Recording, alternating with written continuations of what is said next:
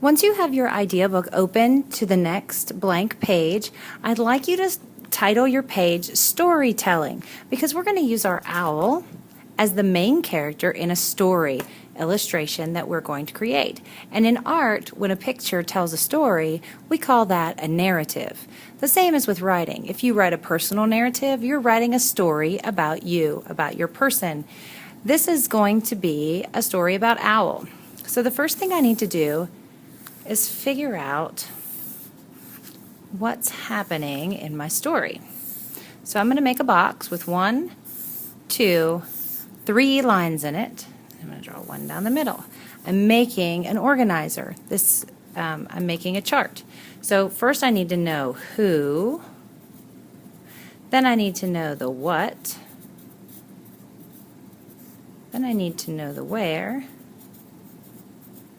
and I need to know the when. Sometimes when is hard to see in a work of art.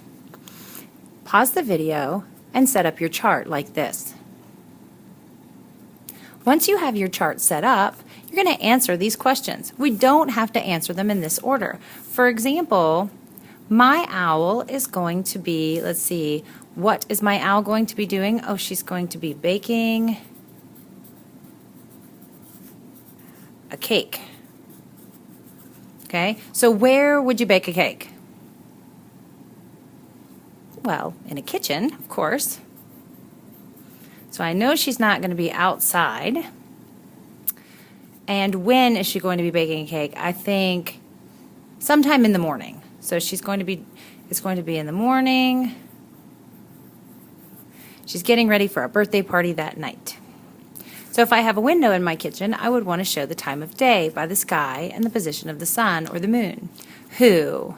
Let's see. I'm going to call her Chef Hootington. Yeah. Hootington. I'm going to spell it just like it sounds. See? Get who, like the question who, instead of who, like H-O-O. Okay, anyway, Chef Hootington is going to be my chef. Now I know not just the character and the setting, but I also know the subject, which is the object the picture is about, and the background.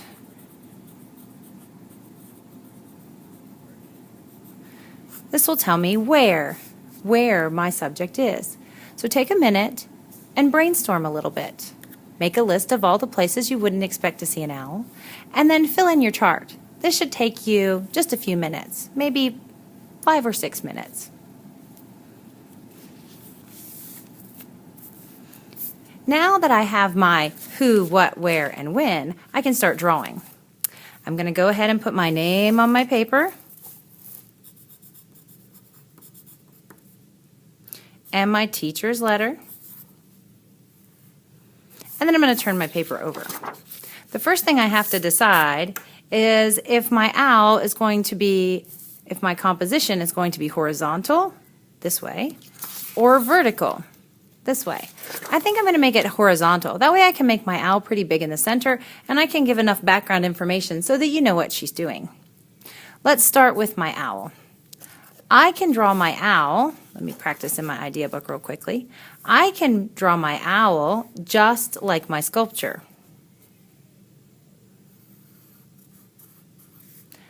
Shaped like the cardboard roll we used to make her.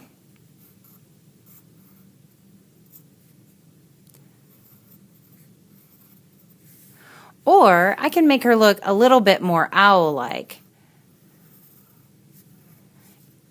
by making her front rounded like this, and I can move her wings around like arms. So for example, if I wanted one wing to be up like this and one wing to be down like this, I can draw a spaghetti line, and then I'm going to add her wing shape right on there. Like this. Make sense? If you have a few extra minutes after you fill out your chart and you're waiting for others to finish, you can go ahead and practice some owls in your idea book. Now, I think I'm going to go with this owl because I can make her move and do more things. And I'm going to go ahead and put her in here. Now, she should be about as big as my hand. She's the main subject of my picture. So let's make her nice and big. So I'm going to go ahead and I'm going to sketch her kind of lightly because I might need to erase some of her for the background if I decide to put an island in here, which I might do. I think I might need a little countertop here for her to work on. So if my countertop's going to be here, it's not an invisible countertop, so I'm not going to see all of my owl. Okay, so let's put her big eyes on here.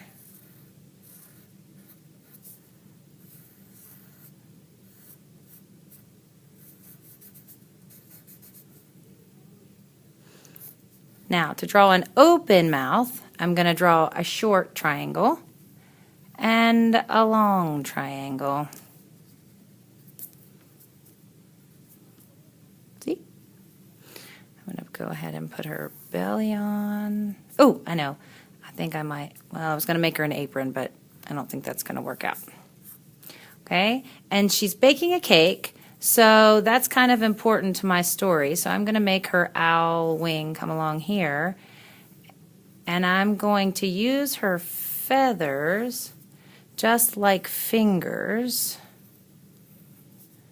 Let's put a spoon in here. And then we'll have a bowl here.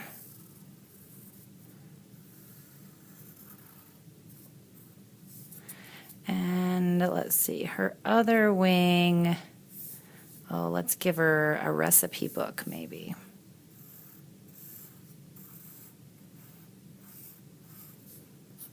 It's laying flat on the counter. Oh, you know what I'm going to do? I'm going to turn it upside down and I'm going to write cake. On the side, I'm going to write frosting. So you're not sure. Oh, she could be mixing up the frosting. And then I could put an oven in the background and put the cake inside. So the possibilities here are really endless. All right, let's see. She's going to be checking her recipe here, pointing at the frosting. Now, I need to add some more to the background. So I think I'll put a window in her kitchen back here so you can tell what time of day it is. Let's put some little curtains in her window.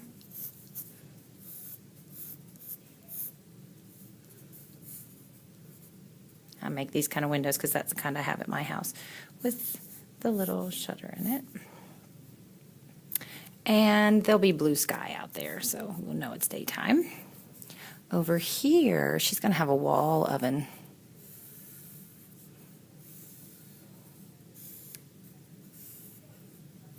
And I'm going to have a big window in the oven.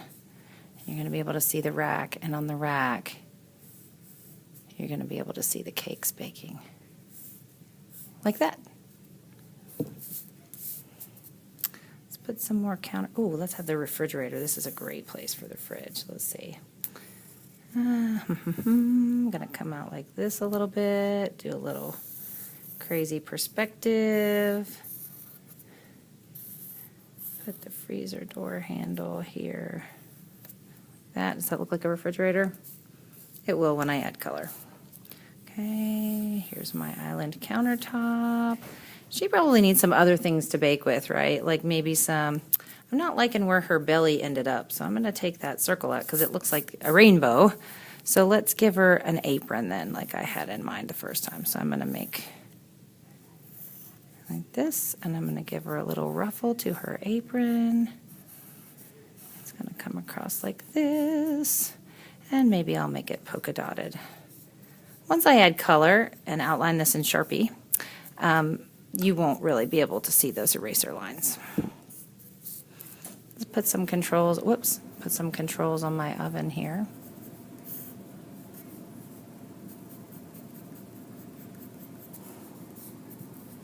And I'm going to put some drawers underneath my wall oven down here because I do want it to feel like a kitchen.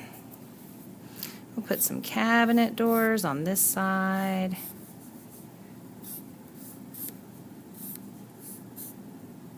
With some drawer pulls. Like that. There. We'll pretend like her stove is behind her, so let's make her a little fancy kitchen vent like this. So we'll know that behind her is where she would cook with pots and pans.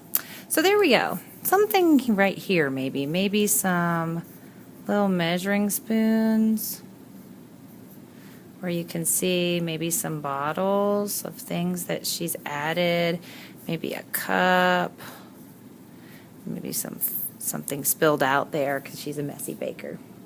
And there you have it, Chef Hoodington making her famous owl surprise birthday cake. You try it.